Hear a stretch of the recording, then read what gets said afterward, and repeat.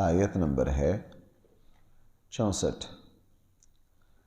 بسم اللہ الرحمن الرحیم۔ الحمد للہ رب العالمین، والصلاة والسلام على سید الانبیاء والمرسلین وعلى آلہ واصحابہ اجمعین۔ اما بعد فاعوذ باللہ من الشیطان الرجیم۔ بسم اللہ الرحمن الرحیم۔ یا ایہا النبی حسبک اللہ ومن اتبعک من المؤمنین۔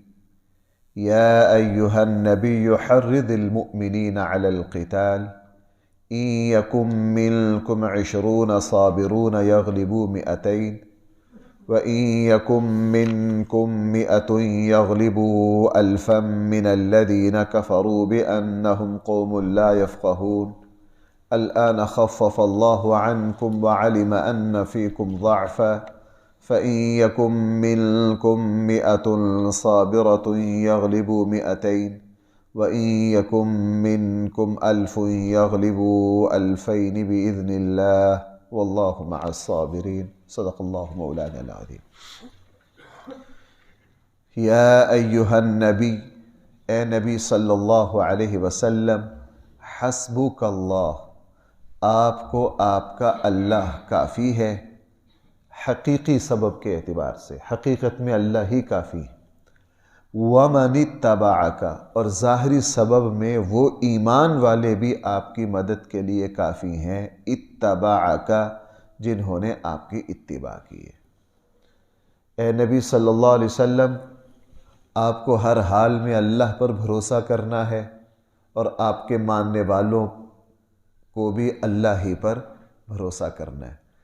یہاں حسبک اللہ ایک تو اس آیت میں آیا ہے، ایک اس سے پچھلی آیت میں دیکھیے، وہاں بھی ہے فَإِنَّ حَسْبَكَ اللَّهُ، آپ کو کون کافی ہے؟ آپ کا۔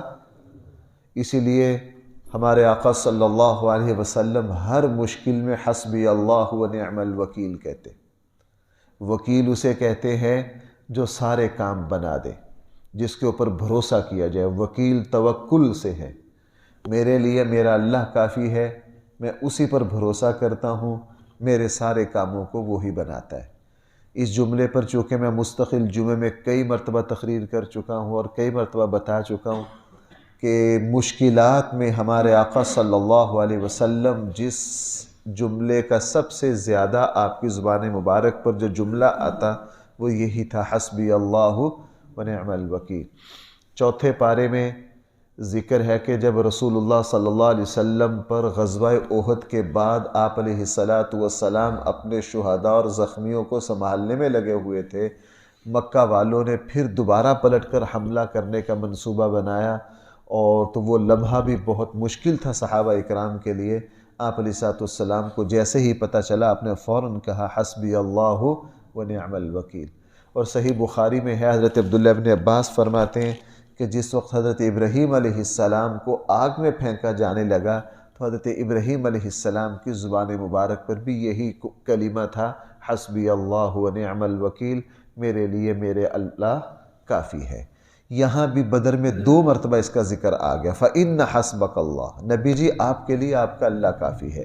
اس آیت میں پھر فرما دیا یا ایہا النبی حسبک اللہ، آپ کے لیے آپ کا اللہ کافی ہے۔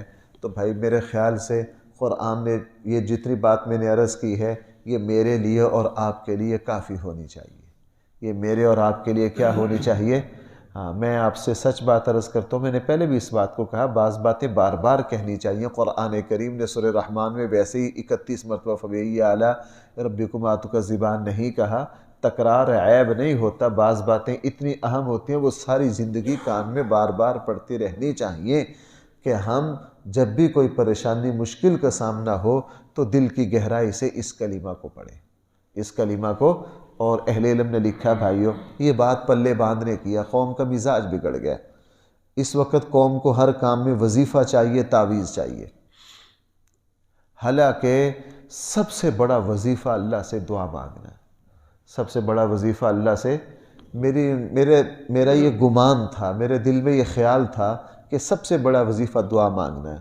چند دن پہلے میں نے اس موضوع پر کچھ ہمارے اسلاف کے بڑے بڑے اہل علم لوگوں کی باتیں اس موضوع پر سامنے آئیں تو مزید دل کو سکون ہو گیا۔ سب کی رائے یہ ہے کہ سب سے بلکہ ان کے الفاظ یہ ہیں کہ ہزاروں وظائف سے اکیلی دعا بھاری ہے۔ ہزاروں وظائف سے اکیلی دعا کیا ہے؟ ہمارے آقا صلی اللہ علیہ وسلم سے کہیں بھی تسبیح لے کے وظیفے پڑھنا ثابت نہیں۔ آپ علیہ السلام نے مشکلات میں بھائی کس کو سب سے زیادہ کون سا وظیفہ رہا ہے؟ آپ کا دعا رہا ہے۔ اس لیے یہ دعا مانگنا، یہ جو کلمہ نا حسبی اللہ و نعم الوکیل، اس کو بھی بطور ورد اور وظیفہ نہیں پڑھنا چاہیے۔ میں جتنے بھی وظائف پڑھتا ہوں میں ان میں وظیفے کی نیت نہیں کرتا، ان میں ورد کی نیت نہیں کرتا، میں ان میں دعا کی نیت کرتا ہوں۔ میں کس کی نیت کرتا ہوں بھائی؟ آپ بھی ایسے ہی کیا کریں۔ دعا ہاتھ اٹھا کے مانگنا بھی جائز ہے اور بغیر ہاتھ کے بھی دعا مانگنا جائز ہے۔ اس لیے میں جب بھی کہیں بیٹھا کچھ وظائف پڑھتا ہوں میں بالکل ورد اور وظیفہ کی نیت نہیں کرتا، میں دعا کی نیت کرتا ہوں کہ میں اللہ سے کیا مانگ رہا ہوں؟ دعا مانگ رہا ہوں۔ اور دعا ہاتھ اٹھا کر بھی مانگی جا سکتی ہے، بغیر ہاتھ اٹھائے بھی مانگی جا سکتی ہے۔ یا ایھا النبی، اے نبی صلی اللہ علیہ وسلم، آپ کو آپ کا اللہ کافی ہے اور آپ کے ماننے والے مومنین کو بھی آپ کا اللہ کافی ہے۔ اگلی بات فرمائی، یا ایھا النبی، اے نبی صلی اللہ علیہ وسلم، حرض المؤمنین علی القتال، ایمان والوں کو جنگ پر ابھاریے، قتال پر ابھاریے۔ مسلمانوں سے کہیے بزدل نہ بنے، جہاں کافروں سے ٹکرانے کا موقع آئے اللہ کی ذات پر بھروسہ کر کے کفر کا مقابلہ کیجیے۔ کفر کا کیا کیجیے؟ مقابلہ کیجیے۔ جب کفر مقابلے پر آ جائے اس کا ایک ہی حل ہے کہ اللہ پر بھروسہ کر کے اس سے ٹکرا جاؤ، جیسا کہ میدان بدر میں۔ یہاں حرز کا لفظ ہے، ابھارنا، اٹھ کھڑا ہونا، بزدلی نہ دکھانا، بار بار اقوام متحدہ کے دروازے پر نہ جانا، عالمی برادری سے مدد کی پکاروں کی درخواست نہ کرنا، دلیری سے کام لینا۔ اگر پھر بھی شرم نہ آئے تو فلسطین کے مسلمانوں سے اور افغانستان کے مسلمانوں سے ہی سبق سیکھ لینا کہ وہ دنیا کے کسی عالمی فورم پر نہیں گئے، کسی سے انہوں نے بھیک نہیں مانگی، انہوں نے کہا حسبک اللہ، ہمارے لیے کون کافی ہے؟ ہمارا اللہ کافی ہے۔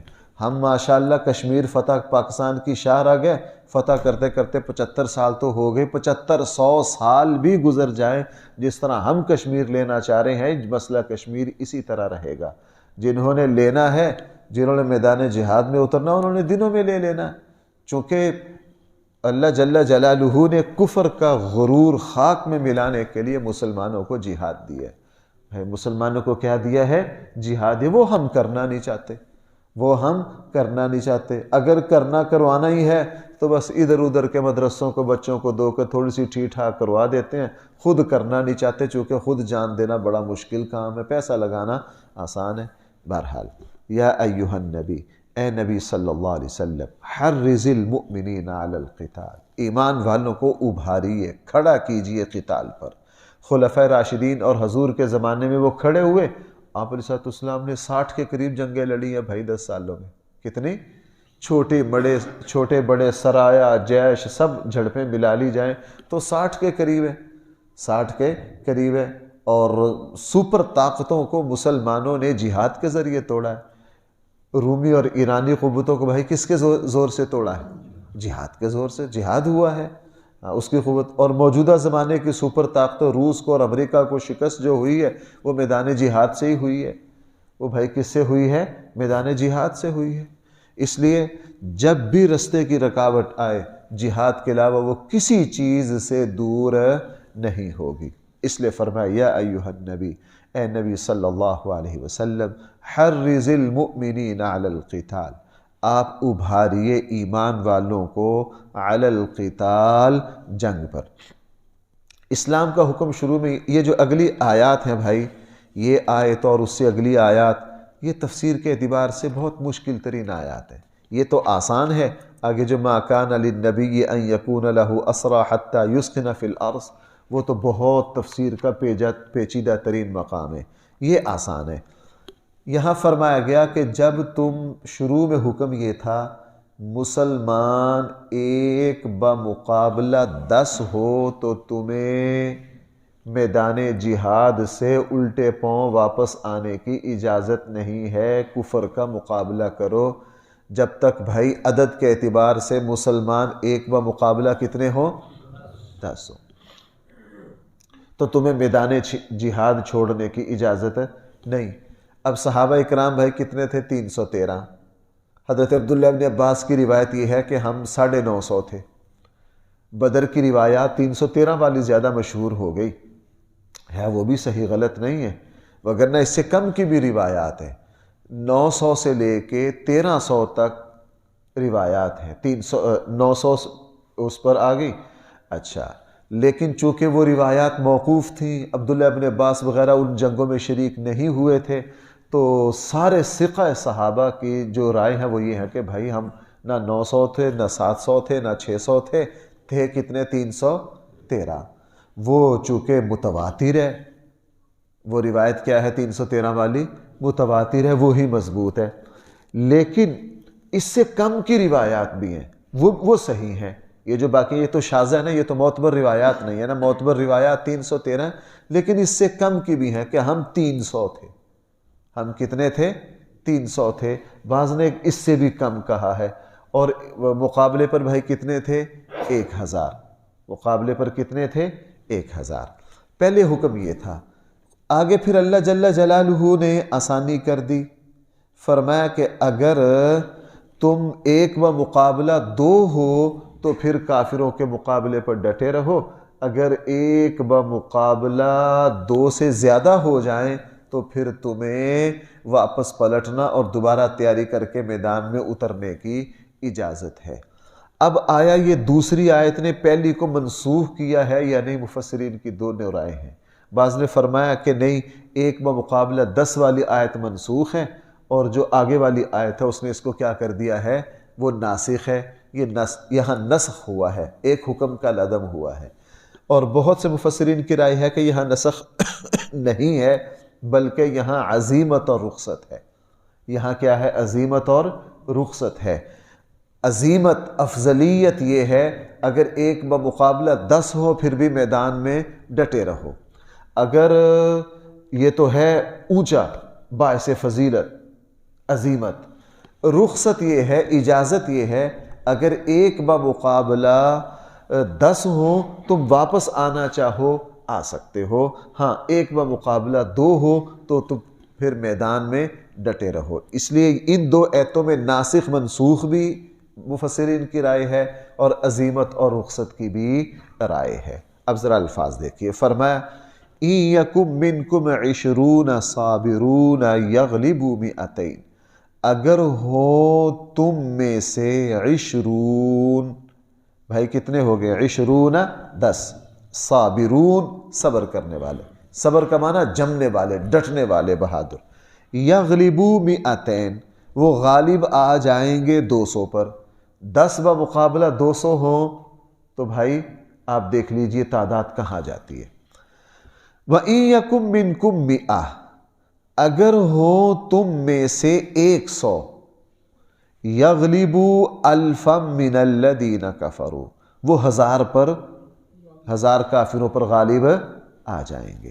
بِأَنَّهُمْ قَوْمٌ لَا يَفْقَهُونَ، اس وجہ سے کہ یہ کافر وہ لوگ ہیں جو سمجھتے نہیں۔ یہ جملہ بڑا اہم ہے، یعنی ہم تمہیں کیا کہہ رہے ہیں؟ اگر تم میں سے 10 صبر بہادر ہو تو کتنے پر ڈٹے رہیں؟ 200 کا مقابلہ کریں۔ اگر تمہارے اندر تم 100 ہو اور مقابلے پر بھائی کتنا ہو؟ 1000، تو تم مقابلے پر ڈٹے رہو۔ کیوں؟ تمہارے مد مقابل وہ لوگ ہیں جو سمجھتے نہیں۔ اب یہاں عقل کہتی ہے بھائی یہ کیا بات ہوئی؟ بھائی کافروں میں سمجھ ہے کہ نہیں؟ تو پھر قرآن کیا کہہ رہا ہے؟ بِأَنَّهُمْ قَوْمٌ لَا يَفْقَهُونَ، وہ سمجھتے نہیں۔ جی کہا جا سکتا ہے۔ حقیقت یہ ہے، اس میں یہ جو جملہ کا یہ بھی شامل ہے، 6-7 باتیں ساری شامل ہیں۔ سب سے پہلی بات یہ ہے کہ مومن جب میدان جہاد میں اترتا ہے، اس کو جو ایمانیات کی قوت حاصل ہوتی ہے، کافروں کو وہ ایمانی قوتیں حاصل نہیں ہوتی۔ مسلمان کا جو اللہ پر اعتماد ہوتا ہے، مسلمان کا جو آخرت پر اعتماد ہوتا ہے، مسلمان کو جو اپنے موقف کے صحیح ہونے کا جو اعتماد و یقین ہوتا ہے، یہ کافر کو حاصل نہیں ہوتا، یہ کافر کو حاصل نہیں ہوتا۔ میں اس کو ایک مثال سے عرض کروں۔ ہمارے یہاں اخبار کا یہ میں افغانستان جا کر تو دیکھ کر نہیں آیا، ہمارے پاکستان کے میڈیا اور اخبارات میں ہی یہ باتیں چھپی ہیں، اور میں نے بھی پاکستان کے اخبارات میں ہی پڑھی ہیں کہ جو امریکی طالبان کے ہاتھوں گرفتار ہوتے رہے، ان سے پوچھتے تھے کہ تم یہاں افغانستان میں ہمیں مارنے کیوں آئے ہو؟ وہ کہتے تھے کوئی پتہ نہیں، حکومت کا آرڈر ہے۔ آپ کی حکومت نے آرڈر کیوں دیا؟ وہ کہتے تھے پاگل ہے، بے وقوف ہے۔ وہ کیا کہتے تھے؟ بے وقوف ہے، ہم مجبور ہیں، ملازمت ہے۔ تمہاری جنگ کا کیا مقصد ہے؟ آج تک امریکی پوری دنیا کے سامنے اس جنگ کی مقصدیت کو بیان ہے کہ ہم کیوں آئے۔ عراق کی جنگ لڑی ہے امریکہ نے، آج تک یہ نہیں بتا سکا۔ شروع میں یہ کہا تھا صدام خطرناک ہے، پھر یہ کہا صدام کے پاس ایٹمی اسلحہ ہے، پھر کہا وہ بھی نہیں ہے، وہ بھی نہیں ہے۔ سیدھا سیدھا لوٹنا مقصد تھا، وہ دنیا کو کہہ نہیں سکتے تھے چونکہ پھر دنیا سے فراڈ ہو نہیں سکتا تھا، یعنی مقصدیت نہیں ہے۔ اس کے مقابلے میں مسلمان جب میدان جہاد میں اترتا ہے، وہ اپنے موقف کے بارے میں تذبذب کا شکار نہیں ہوتا، اور یہ جو موقف کی پختگی ہے یہ کمزور کو بھی طاقتور کر دیتی ہے، اور یہ جو موقف کا بے تکا پن ہے یہ طاقتور کو بھی کیا کر دیتا ہے؟ کمزور کر دیتا ہے۔ قرآن یہاں کہہ رہا ہے اب آپ کو پتہ ہے میدان بدر میں جب یہ آئے، موقف کتنا کمزور تھا، اپنا قافلہ بچانے آئے، وہ تو کیا ہو گیا؟ بچ کے چلا گیا، دھاگ بٹھانے آئے تھے۔ اور آپ کو میں کئی مرتبہ سنا چکا ہوں، امیہ جیسے لوگ آنے کے لیے تیار ہیں، بنو ہاشم میں سے کوئی بھی آنے کے لیے تیار ہے۔ اب مکہ کے سردار ان کو مجبور کر کے لائے تھے، اور ان میں شدید اختلاف تھا کہ یار مقصد ہی نہیں ہے اس جنگ کا، اس جنگ کا مقصد ہی نہیں ہے، چونکہ کافر لڑے گا، بے مقصد لڑے گا، اگر لڑے گا دنیاوی مفادات کے لیے لڑے گا، دنیاوی مفادات کے لیے۔ مثلا میں ایک بات آپ سے عرض کروں، کشمیر کا مسئلہ لے لیجئے، پاکستان کا مضبوط موقف ہے، لیکن ہم تو خود نالائق ہو گئے نا، ہمارے پاس مضبوط موقف ہے، ہم کشمیر کا ساتھ کیوں دینا چاہتے ہیں؟ وہ ہمارے مسلمان بھائی ہیں، اور 47 میں انہوں نے 2 قومی نظریہ کی تائید کی تھی کہ ہم مسلمان ہیں، ہمارا مذہب ہر چیز الگ ہے تمہاری۔ اچھا، ہندوؤں سے آج تک آپ یہ نہیں سنیں گے کہ کشمیر جو ہے وہ ہمارے بھائی ہیں، ہمارا اور ان کا ایمان ایک ہے، ایسی کوئی بات ہندو پیش نہیں کرتا۔ آپ ہندو کا موقف دیکھ لیجئے، وہ کیا کہتے ہیں؟ وہ کہتے ہیں جی یہ خطہ ہمارا ہے، وہ زیادہ سے زیادہ خطہ اور زمین کے ٹکڑے کی حد تک جاتے ہیں، اس سے اوپر کا کوئی رشتہ وہ کشمیریوں سے بیان نہیں کر سکتے۔ تو بھائی موقف کے اعتبار سے ہماری بات وزنی ہے یا ان کی بات وزنی ہے؟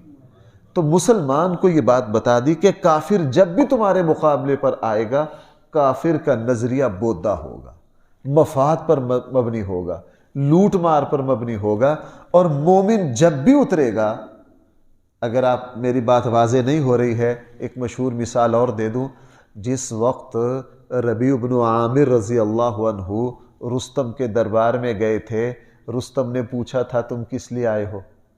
بھئی آپ حضرات مشہور بات ہے نا، رستم نے پوچھا تھا تم کس لیے آئے ہو؟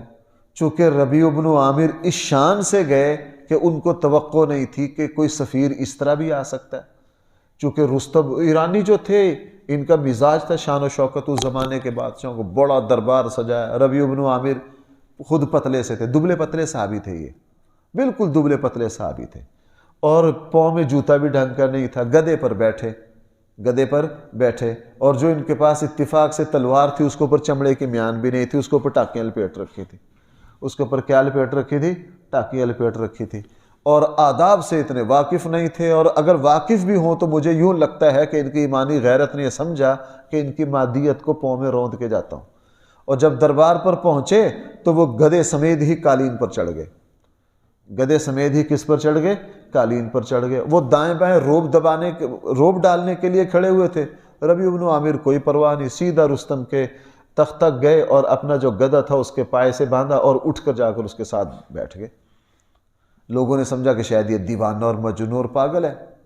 اب حضرت ربیع بن عامر نے جب رستم کو اتنا غصہ آیا اس بدتمیزی اور توہین پر کہ اس نے سارا قالین گندا کر دیا، گدے سمیت یہ چڑھ گیا ہے اور یہ گدا باندھ دیا ہے، تو اس نے ترجمان کو بلایا، ترجمان کو بلا کے کہا اس سے کہو کہ اگر سفیر کو قتل کرنا ہمارا اس اجازت ہوتی تو میں تمہیں 1 منٹ میں قتل کر دیتا۔ اب اس نے ربیع بن عامر کو کیا دیا؟ قتل کی۔ ربیع بن عامر نے کہا یہ دھمکی شمکی کو چھوڑو، اصل مقصد کی بات کرو، میں مذاکرات کے لیے آیا۔ جب یہ جواب دیا نا تو وہ سمجھ گئے کہ یہ دیوانہ نہیں ہے، اس نے تو ہماری قتل کی دھمکی کو پاؤں میں رون دیا۔ اس نے کہا یہ بات الگ، میں مذاکرات کے لیے اصل بات کرنی یا کرو۔ اچھا، اب جب وہ مذاکرات شروع ہوئے، رستم نے وہ بڑا قیمتی سوال کر لیا۔ رستم نے کہا جناب آپ یہاں آئے کس لیے ہو؟ یہ ہے بِأَنَّهُمْ قَوْمٌ لَا يَفْقَهُونَ، کہ کافر اپنی بات کو، اس کو پتہ نہیں ہوتا کہ میں لڑ کس بنیاد پر رہا ہوں، اور مومن کو پتہ ہوتا ہے میں لڑ کس بنیاد پر رہا ہوں۔ تو ربیع بن عامر سے یہ کہا تم بھوکے ہو، تمہیں اگر مالی وسائل کی ضرورت ہے تمہیں اتنا دے دیتے ہیں، تم مدینہ میں بیٹھ کے کھا پی سکتے ہو، تمہیں ساری پیشکشیں کی۔ ربیع بن عامر نے کہا یہ ہمارا مقصد نہیں۔ پھر بادشاہ اگر مقصد نہیں آئے کس لیے ہو؟ تو انہوں نے وہ سیدھی سیدھی بات کہی، ہم یہ چاہتے ہیں کہ بندوں کو انسانوں کی بندگی اور غلامی سے نکال کر اللہ کی بندگی میں ڈالیں، ہمارا صرف یہ کہ مقصد ہے، ہمارا صرف یہ کیا ہے؟ دو ٹوک۔ یہ ہے کافر اپنے موقف کو سمجھتا نہیں ہے، مومن اپنے موقف کو بھائی کیا کرتا ہے؟ یہی مسلمان کو کھڑا کرتا ہے، یہی مسلمان کو کھڑا کرتا ہے۔ اس پر میں آپ کو اتنے واقعات سنا سکتا ہوں۔ موجودہ صدی میں بڑے بڑے لوگوں نے یہ لکھا۔ میں ندائے ملت میں ایک رپورٹ چھپی تھی ایک امریکی افسر کی، وہ میں نے کئی سال پہلے تفصیل سے دیکھی، شاید یہ 2011 یا 12 کی بات ہے۔ اس نے یہ کہا کہ یار یہ افغانستان میں جو ان کے مرتے ہیں ان کی لاشیں ہمارے پاس 3 مہینے پڑی رہتی ہیں، وہ نہ گلتی ہیں نہ سڑتی ہیں، ان میں سے خوشبو آتی رہتی ہے، ہمارے گل سڑ جاتے ہیں۔ اس پر ریسرچ ہوئی، اس پر انہوں نے کہ یہ کیا وجہ ہے کہ ہماری لاشوں سے تیسرے دن تعفن پھیل جاتا ہے اور ان کی لاشیں 3 مہینے پڑی رہتی ہیں۔ ملا داد اللہ کی لاش تقریباً 2 مہینے پڑی رہی۔ کتنا عرصہ؟ 2 مہینے پڑی رہی ملا داد اللہ کی لاش۔ میں نے اس پر تفصیلی رپورٹ ایک امریکی افسر کی دیکھی کہ 2 مہینے اس کی لاش ہمارے ہاں پڑی ہوئی ہے، اس میں کوئی سمیل نہیں ہے، اسی طرح تر و تازہ ہے۔ اسی طرح پھر انہوں نے، چونکہ ان کے پاس تو ایمان کی روشنی نہیں ہے، انہوں نے تو سائنسی روشنی میڈیکل کی نظر سے ہی دیکھنا ہے۔ کسی نے کہا یہ سادہ غذائیں کھاتے ہیں، وہ پھر پردہ ڈالنے کی کوشش کرتے ہیں نا، کسی نے کچھ کہا، کسی نے کچھ کہا، کسی نے کچھ کہا۔ وہ مضمون نگار نے کہا اصل حقیقت یہ ہے کہ روحانی طور پر یہ لوگ اتنے مضبوط ہیں، اور تمہارے پاس، ہمارے پاس، ہم عیسائی ہیں، ہمارے پاس روحانیت نہیں ہے۔ مرنے کے بعد یہ جو آثار واضح ہوتے ہیں یہ روحانیت سے ہوتے ہیں، یہ روحانی لوگ ہیں، اور ان کے مرنے کے بعد جو روحانیت ہے وہ زیادہ مضبوط ہوتی ہے، اس کی وجہ سے ان کی لاشوں سے تعفن نہیں پھیلتا۔ بھائی چونکہ یہ بات بہت، اس لیے میں نے یہاں زور دے کر کہا بِأَنَّهُمْ قَوْمٌ، اس وجہ سے کہ کافر وہ لوگ ہیں لا یفقہون، جو آپ کو کیا، جب جنگ یرموک میں خالد بن ولید میدان میں اترے تھے تو انہوں نے کیا کہا تھا کہ یہ مردہ ہیں، میں زندہ ہوں، یہ مردہ ہیں، چونکہ یہ اللہ کو پہچانتے نہیں ہیں۔ الآن خفف اللہ تعالیٰ اب آپ کے لیے تخفیف کر رہا ہے۔ وَعَلِمَ أَنَّ فِيكُمْ ضَعْفًا، اللہ تعالیٰ جانتے ہیں کہ تمہارے اندر کمزور لوگ بھی ہیں۔ فَإِن يَكُن مِّنكُم مِّئَةٌ، اگر ہو تم میں سے 100 آدمی جمنے والے، یغلبوا مئتین، وہ 200 پر غالب 1/2، پیچھے 1/10 تھا۔ وَإِن يَكُن مِّنكُمْ أَلْفٌ، اگر ہو تم میں سے 1000 جمنے والے، یغلبوا الفین بِإِذْنِ اللہ، وہ 200 پر غالب آ جائیں گے، لیکن آئیں گے کس سے؟ آئیں گے اللہ کے حکم سے۔ واللہ مع الصابرین، جو ڈٹ کر رہے گا کافروں کے مقابلے پر، اللہ کی مدد اسی کے ساتھ ہوگی۔ اللہ تعالی ہم سب کو صحیح فہم عطا فرمائے۔ الحمد لله رب العالمين، والصلاة والسلام على سيد الأنبياء والمرسلين وعلى آله وأصحابه أجمعين. ربنا آتنا في الدنيا حسنة وفي الآخرة حسنة وقنا